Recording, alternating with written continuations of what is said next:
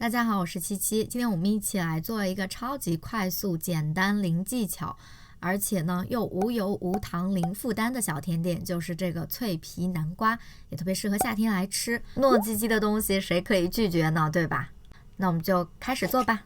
先来把南瓜切成薄片，上锅蒸熟。晾凉之后就可以加入糯米粉了。之后把它搅拌成团。这个过程中可以加入25克的牛奶，当然大家也可以根据自己的口味来添加一些代糖，都是可以的。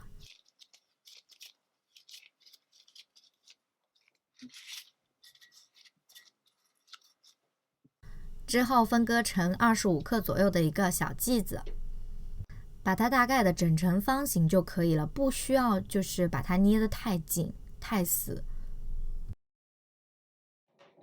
接着放入预热好的烤箱，上下火170摄氏度烤20分钟左右。扑面而来的就是一股清甜的那种糯米混合着南瓜的香味，就是那种本源的很纯粹的味道。吃起来呢，里面也是非常的软糯，而且有一点拉丝的那种感觉。总之就是极度舒适，一点都没有负担。也希望大家会喜欢，我们就下期见吧，拜拜。